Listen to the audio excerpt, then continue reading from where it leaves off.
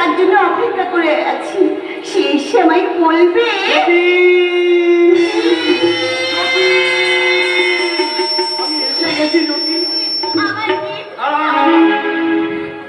তোদেরকে স্পর্শ করার আগে আমাকে কয়েকটা প্রশ্নের উত্তর দিতে হবে। তোর মতো একটা জানোয়ারের কাছে আমার ঠিক কোনো প্রশ্নের উত্তর দেবে না। তুমি দেব আমার জানো ভালো বন্ধু, তুমি কেন এরকম? বন্ধু নয়, বন্ধু নয়, ও তোমার একটা পরম শত্রু। তুমি মারা গেছো বলে আমার কাছে নানান কথা বলে ও আমার শিক্ষায় শীতল পরিয়ে দিয়েছে। না এই জ্যোতি যা বলছে কথাগুলো কি সত্যি? সত্যি সত্যি। তুই সব জেনে শুনেও একটা বেঈমান, তুই একটা বিশ্বাসঘাতক। বিশ্বাসঘাতক বেঈমানকে আমরা উচিত শাস্তি দেব। শাস্তি দিতে শুধু সংসার নয়, ওই বন্ধুকে আমি চর মারতে মারতে আমাদের দুজনের বন্ধুত্বের সম্পর্ক বিচ্ছেদ করবো। থামলি কেন? মা মেরে মেরে একেবারে আমাকে মেরেই দে, কিন্তু মারার আগে আমার কয়েকটা প্রশ্নের উত্তর তোকে দিতে হবে। আচ্ছা বলতো, আমি কি সেদিন তোকে খুন করতে চেয়েছিলাম? না, সেদিন তো খুন করতে চেয়েছিল আমার দাদা। হঠাৎ করে আমার মাথায় লাঠি দিয়ে সজোরে আঘাত করে। কি যন্ত্রণা! তারপর আমার কিচ্ছু মনে নেই, কিচ্ছু না। শুনতে পেয়েছ জ্যোতি? তুমি শুনতে পেয়েছ? আমি দীপকে খুন করার চেষ্টা করিনি। এবার তোমার বিশ্বাস হয়েছে তো? তাহলে সেদিন মিথ্যা বলি আমার শীতে সিঁদুর পরিয়ে দিয়ে? সেদিন আমি ভুল করেছিলাম। দীপের দেহটাকে আমার এই নিজের হাত দিয়ে পরীক্ষা না করে আমি তোমাকে লগ্ন প্রশ্নের হাত থেকে বাঁচানোর জন্য আমি বিয়েতে রাজি হয়েছিলাম। কিন্তু তুমি দীপের মৃত দেহটাকে দেখতে চাওনি যদি?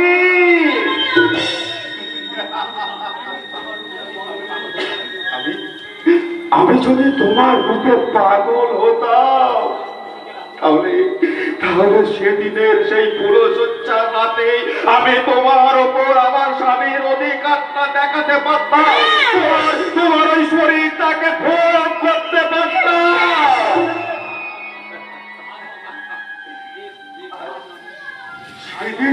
সেদিন আমি তোমার উপর স্বামীর অধিকার দেখাইনি। আজও আমি স্বামীর অধিকার দিয়ে তোমার কাছে ফিরে আসিনি। তোমার এই ভুলটাকে ভাঙিয়ে দিতে। আজকে আমার কাছে আছে, এর থেকে আনন্দের আর কি হতে পারে? তাই তো হাসি মুখে এই দেবের তোমাদের মিলন করাতে এসেছি আমি।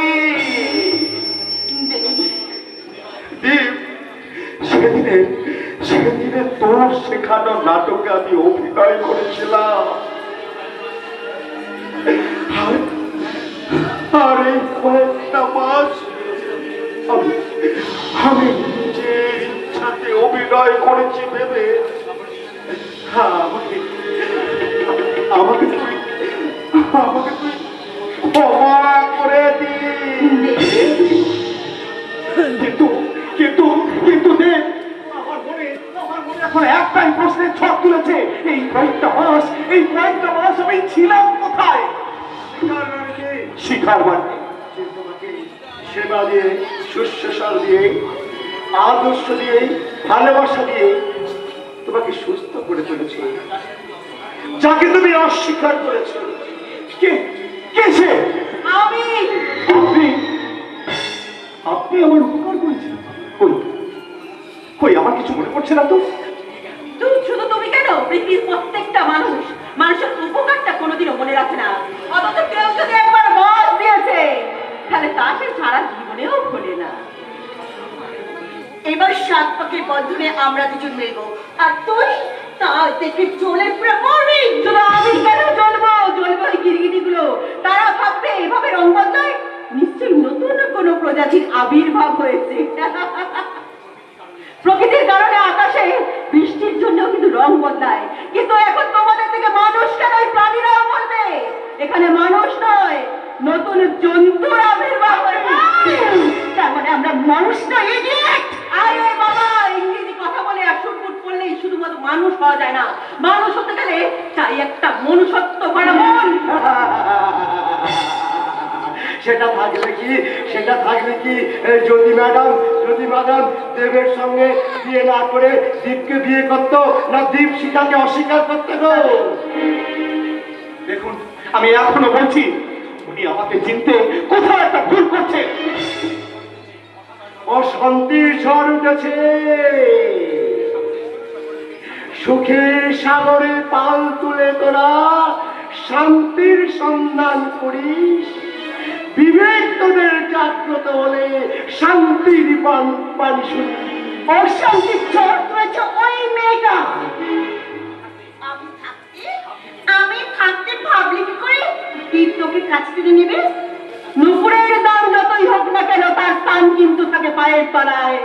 আর সিঁদুরের দাম যতই কম হোক না কেন, সেটা থাকে শীতকালে। তাই সময় দিয়ে গেলাম, সময়ের অপেক্ষায় থাকলাম। সময় বলে দেবে কে বেশি দামি।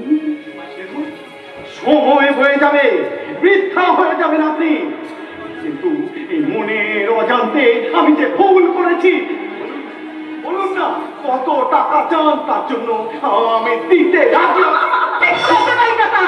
যতটা টাকা পেলে আপনি আপনার বাবার সাথে সম্পর্ক ভুলে যাবেন, ঠিক ততটাই টাকা চাই যতটা টাকা দিয়ে আপনি আপনার বাবার সম্পর্ককে অবৈধ করবেন।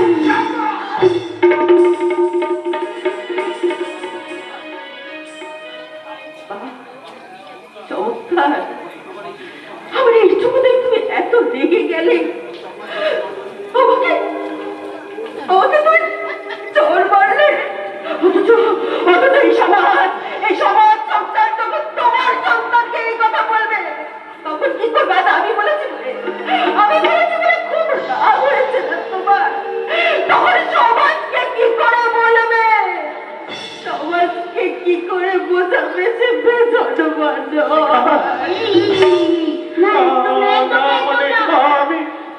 একদম না, তুমি একদম হারিয়েছো না। মনে রেখো, ও একটা বেজন্মা। তার জন্য তো আমি দোষী নই। ঘৃণা যদি করতে হয় করুন তাদের, যারা মেয়েদের বিশ্বাস দিয়ে চিরমিরি খেলে তাদের ঠকিয়েছে। ঘৃণা যদি করতে হয় তাদের করুন, যারা কন্যা সন্তান বলে প্রত্যেকটা শিশুকে রাস্তায় ছুড়ে ফেলে দিয়েছে। তাদের জন্য কন্যা শিশুরা শুধু পথে পড়ে মারা যাচ্ছে। শিখা দেবী, আমি আপনাকে যত দেখছি ততই অবাক হয়ে যাচ্ছি।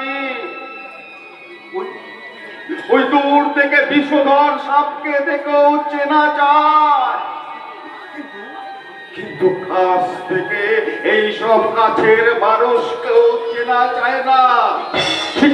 ঠিক যেমন রাত 12টার সময় ঘড়ির কাঁটার তারিখ বদলায়, আর সুযোগ পেলে এইসব মানুষগুলো নিজের ইচ্ছা মতো নিজেকেও বদলে নেয়। শিখা দেবী, আপনিও আমার মতো ভুল করেছেন, আপনি এদেরকে চিনতে ভুল করেছেন। শিখা দেবী ভুল করেছে। মানুষের জীবনে এমন সময় আসে যখন কিছু মানুষের সঙ্গে আলাপ, তখন মনে হয় সময়টা কত না সুমধুর, আর মানুষটা কতটাই না অসাধারণ। অথচ এক সময় সেই সময়টাকেই মনে হয় বড় অসময়, আর মানুষটাকে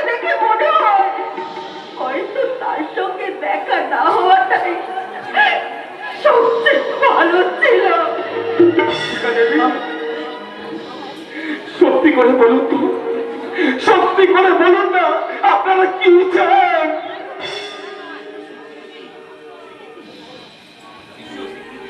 স্বীকৃতি, স্বীকৃতি।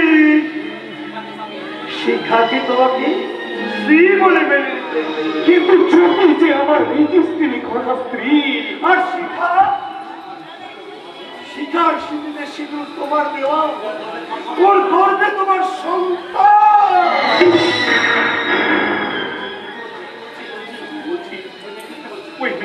ওই মেয়েটা মিথ্যে বলছে, মিথ্যে বলছে।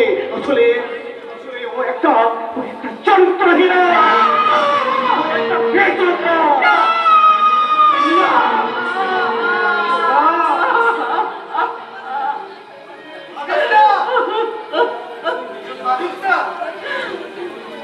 তুই বেকার মানুষ, তোর একটা জন্ম পরিচয় আছে। জন্ম পরিচয়? আমার জন্ম পরিচয় আছে? কি বলছেন আপনি? আমার মা আছে, আমার মা আছে। নিয়ে চলুন, নিয়ে চলুন আমার মায়ের কাছে, আমাকে নিয়ে চলুন। আমি মায়ের কাছে গিয়ে বলবো, বাবা পেলেই যদি দেবে, তাহলে কেন কেন জন্ম দিয়েছিলে আমায়? আমার বাবা কেন আমাকে এইভাবে অস্বীকার করলো? কেন?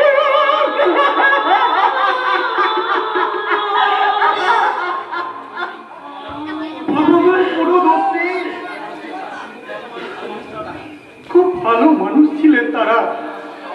বাবা স্বপ্নময় আপনার স্বপ্ন দেখেছিলেন তিন ছেলেকে দিয়ে পৃথিবী থেকে বিশ্বাস, কর্তব্য পৃথিবী থেকে হারিয়ে যাচ্ছে, ধ্বংস লীলায় মেতে উঠছে এই পৃথিবীকে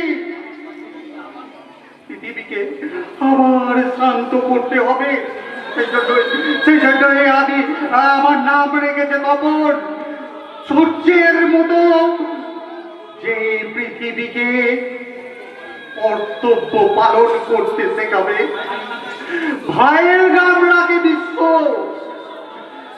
বিশ্বের কাছে, সমস্ত মানুষের কাছে নয় অন্যায়ের প্রতিবাদ শিখিয়ে বিশ্বকে করবে জয়।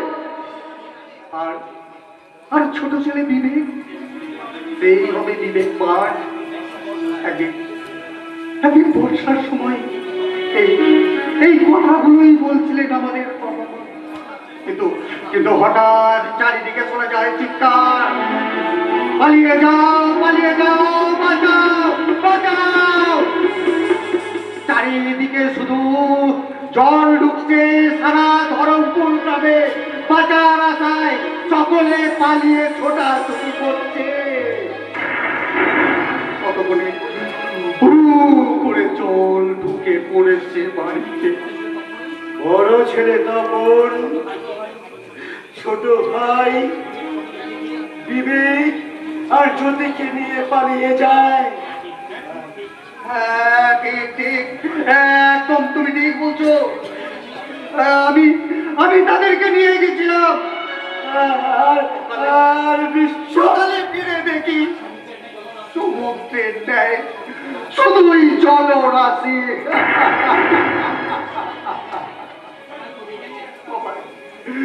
সবাই তলিয়ে গেছে। আর বিশ্ব নিয়ে যায় ছোট্ট দুপাশের ফুটফুটে শিশু আশাকে নিয়ে। একটা উঁচু জায়গায় তাকে রেখে সাথে যায় মা বাবাকে নিয়ে আসতে।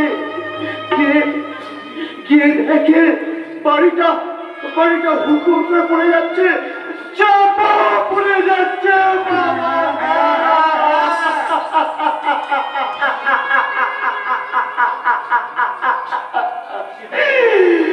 সেদিন যদি তারা গোছাগুছি করে না যেত না, তাহলে না তারা এলাকা উঠতে হতো না গো, এলাকা উঠতে হতো না।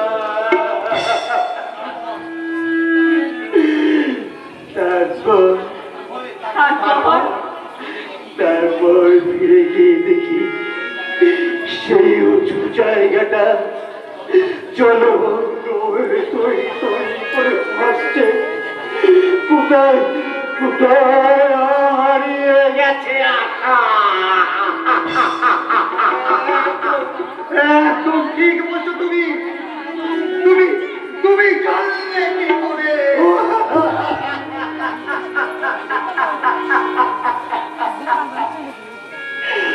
ও দাদা, আমি যে সেই বিশ্ব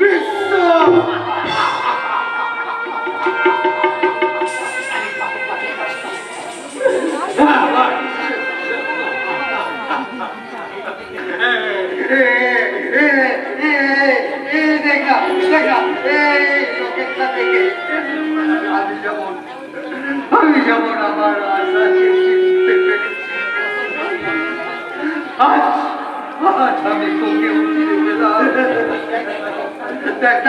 দেখ না ভাই, এই লোকেরটা তুই চিনতে পারবি না।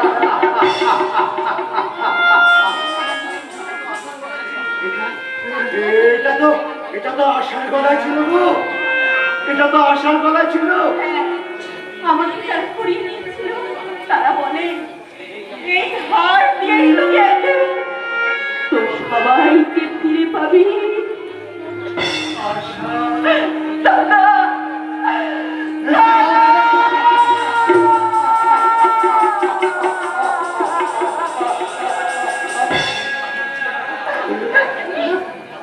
তুই আমার মন আশা, আমার মন আমার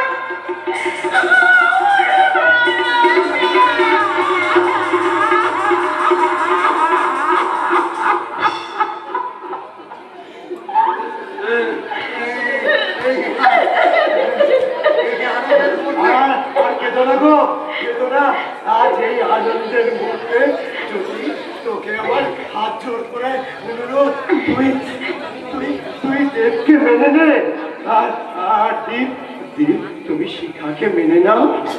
এতদিন পর আমি আমার বোনকে ফিরে পেয়েছি। ওকে আর আমি হারাতে চাই না, ওকে আর আমি হারাবো না।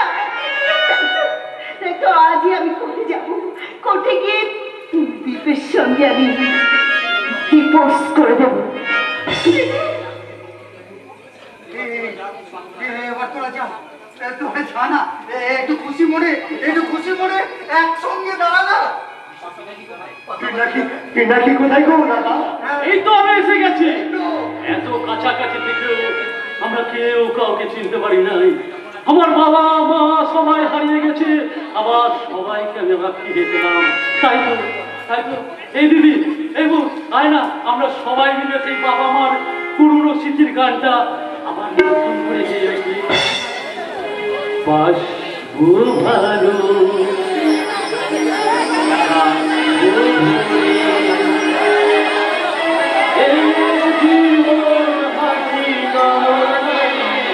এখনো শেষ হয়নি, এখনো শেষ হয়নি কিন্তু এখন আরেকটা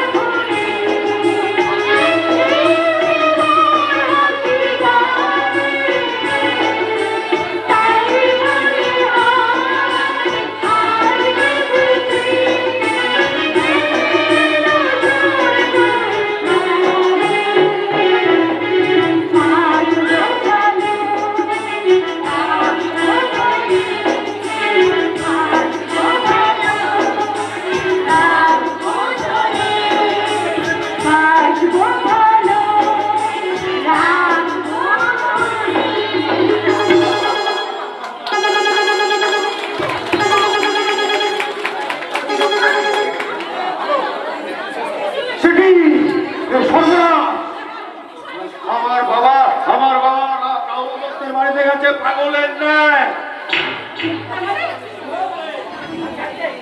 তোর বাবা মানে শয়তান রাহুল দত্ত, শয়তান রাহুল দত্ত তোমার বাবা। বেড়ে উঠবে না। তাকে তাকে তুমি থামতে বলো। সে যে আজ এই ধ্বংস খেলায় মত্ত, তাকে তাকে শান্ত করা যাবে না। ওই রাহুল দত্ত রাহুল গ্রাসের মতো আমার বোনটাকে শেষ করেছে, তাই তাই সে শপথ নিয়েছে আজ সে ওই রাহুল দত্তকে শেষ করবে, নাহলে নাহলে সে নিজেকেই শেষ করে দেবে। না না না, তবু পৃথিবী আমার মনকে শান্ত করতে হবে, তা না হলে যে কোনো সর্বনাশ হয়ে যাবে। না, পৃথিবীকে আবার আবার শান্ত করবো। ওই রাহুল দত্তের মতো জানোয়ারকে আমি উচিত শিক্ষা দেবো। প্রয়োজন হলে আমি রণচন্ডীকে মূর্তি নিয়ে ছুটে যাবো দুর্বারগঞ্জের রাহুল দত্তের কাছে। রাহুল দত্ত এবার নতুন করে দেখতেই শিখার রণচন্ডী।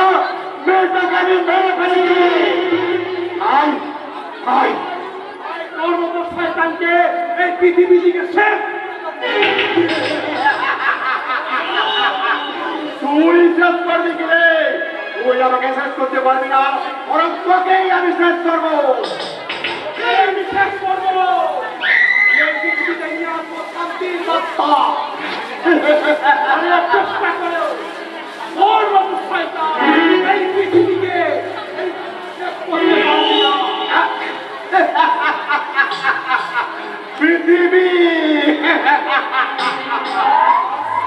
আরে রাহুল, আমি চন্দ্রকে গ্রাস করেছি আর তোর মতো পৃথিবীকে ধ্বংস করে এখান থেকে একেবারে বিদায় না বলে তুই অনেক লোকের ক্ষতি করছিস, মরতে হবে।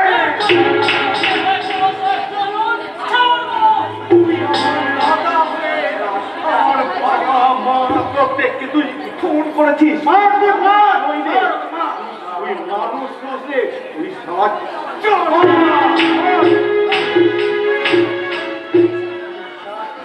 তুই বড় বড় গাছ কেটে বড় বড় ব্যবসা করছিস, তোর জন্য বেঁচে তাপমাত্রা তোর মতো জানোয়ার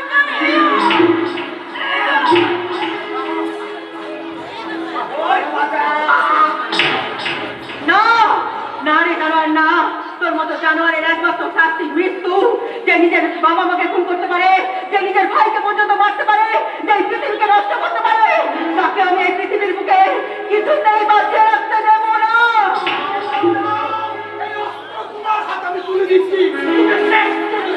তবে যারা শয়তান আজ রণচন্ডিনী হয়ে তোর মুন্ডু আমি আলাদা করে দিলাম।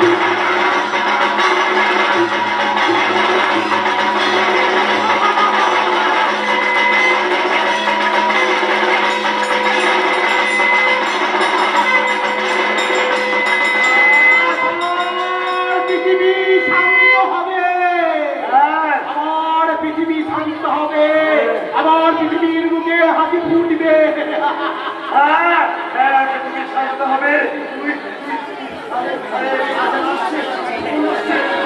না, না, না, দাদা।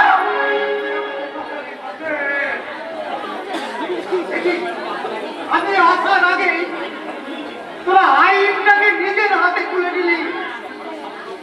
ভারত স্বাধীন করতে ক্ষুদিরাম বসু যদি হাসতে হাসতে ফাঁসির কাছে ঝুলতে পারে দাদা, তাহলে পৃথিবীকে শান্ত করতে আমিও হাসি মুখে ফাঁসির মঞ্চে যাব দাদা। আমাকে অ্যারেস্ট করো।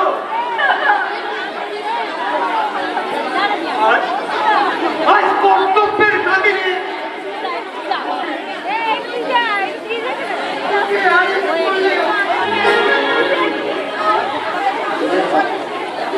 আজ আমাদের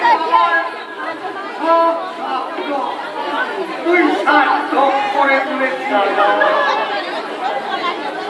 এটাই আমি আনন্দিত ভাই।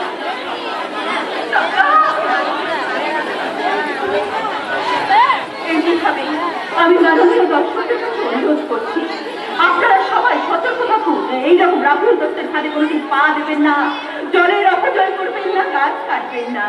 আপনারা সবাই দয়া করে সতর্ক থাকুন, সুস্থ থাকুন, ভালো থাকুন। আর তবেই আমাদের এই পৃথিবী একদিন শান্ত হয়ে উঠবে।